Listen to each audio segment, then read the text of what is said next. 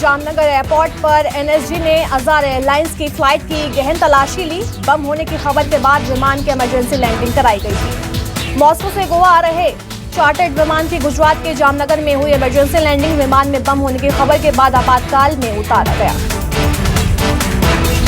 विमान में सवार सभी 236 यात्रियों को सुरक्षित उतारा गया। मौके पर मौजूद बम स्क्वाड दस्ते ने की विमान की गहन तलाशी। गोवा एयरपोर्ट को बम होने की खबर ईमेल के जरिए मिली थी। विमान को सोमवार रात 9:45 पर एयरपोर्ट पर उतारा गया था।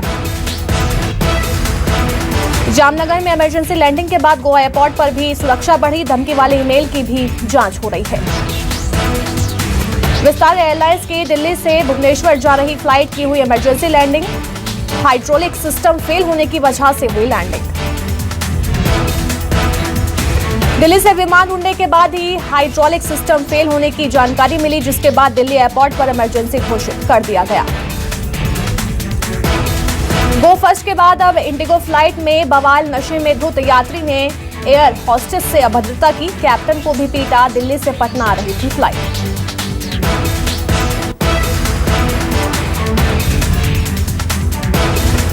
सीआईएसएफ ने 2 को पकड़कर एयरपोर्ट थाने के हवाले कर दिया है, जबकि एक युवक फरार है। पकड़े गए आरोपियों के शराब पीने की पुष्टि हुई है।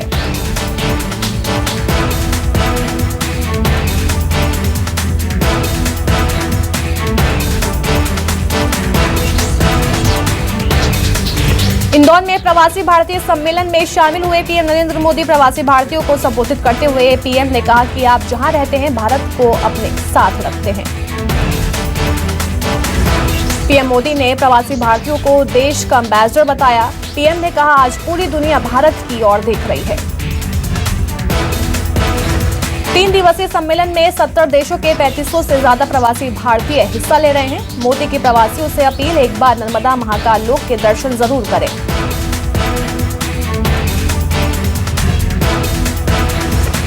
राजनांदगांव में बीजेपी के सह प्रभारी जीएस मिश्रा का बड़ा बयान। कहा चुनाव में बघेल सरकार की नाकामी होगी बड़ा मुद्दा। सीएम चेहरे को लेकर कहा बीजेपी में चेहरे की कमी नहीं। सागर में धान की जगह भूसा रखने के मामले में 3 आरोपियों के खिलाफ एफआईआर दर्ज। केसली खरीद में पाई गई थी धान की जगह भूसे की भरी 35,000 बोरियां। अनूपपुर में घर में अकेली रह रही थी अधेड़ महिला की गला रेतकर हत्या। अज्ञात लोगों ने गला रेतकर हत्या को अंजाम दिया। रामनगर थाना क्षेत्र के न्यू डोला की घटना।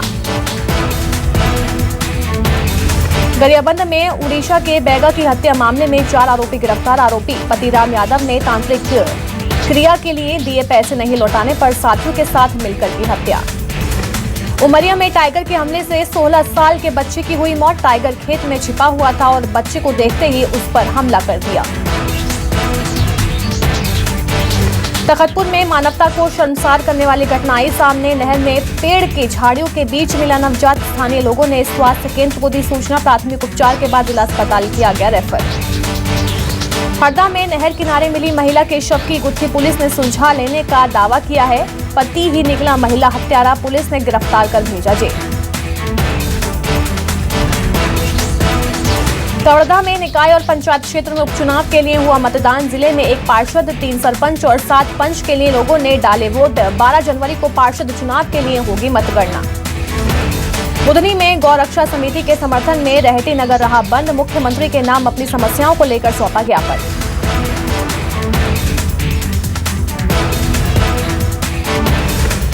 उत्तराखंड के जोशीमठ में एशिया के सबसे ऊंचे रोपवे का अस्तित्व खतरे में। जोशीमठ औली रोपवे का एक टावर भूधसाव वाले क्षेत्र में आया।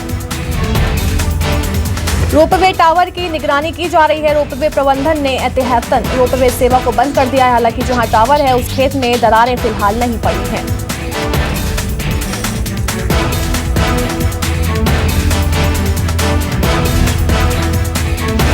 भारत की अध्यक्षता में G20 की पहली बैठक सोमवार से कोलकाता में शुरू। भारत समेत 19 देशों के प्रतिनिधि बैठक में शामिल हो रहे हैं। यूरोपीय संघ के प्रतिनिधि भी सम्मेलन में शिरकत कर रहे हैं। 3 दिन तक चलने वाली इस बैठक में वैश्विक साझेदारी को बढ़ाने पर चर्चा होगी। कोलकाता के न्यू टाउन स्थित विश्व बांग्ला कन्वेंशन सेंटर में बैठक हो रही है। सम्मेलन में बंगाल सीएम ममता ने कहा राज्य की जीडीपी में की हमने कई गुना बढ़ोतरी की। ममता सरकार ने बैठक के लिए पूरे शहर को सजा दिया है। बैठक में शामिल होने वाले प्रतिनिधियों को बंगाल के प्रमुख ऐतिहासिक स्थलों का भ्रमण भी कराया जाएगा। बीजेपी अध्यक्ष जेपी नड्डा ने आज पार्टी महासचिवों की बैठक बुलाई है। आज की बैठक में 16 से 17 जनवरी को होने वाली राष्ट्रीय कार्यकारिणी की बैठक के एजेंडे पर चर्चा होगी। महाराष्ट्र कांग्रेस की आज नागपुर में अहम बैठक। राहुल गांधी की भारत जोड़ो यात्रा से पार्टी के बढ़े मनोबल को आगामी चुनाव में भुनाने की रणनीतियों पर होगी चर्चा।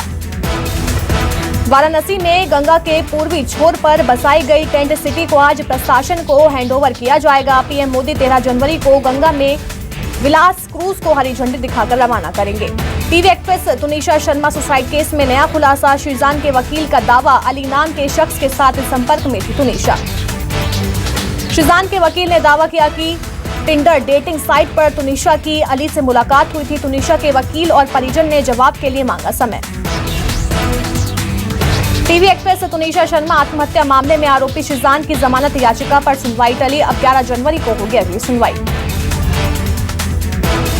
सोमवार को कोर्ट में शीजान खान के वकील ने कहा कि शीजान और उनकी बहनों को उर्दू नहीं आती। वो डायरेक्टर के कहने पर उर्दू की लाइनें याद किया करती थी। तुनिशा की मां वनिता शर्मा का आरोप है कि शीजान और उनके परिवार ने तुनिशा को उर्दू सिखाई और वो अंजलि को मुस्लिम धर्म अपनाने की ओर आकर्षित कर रही थी।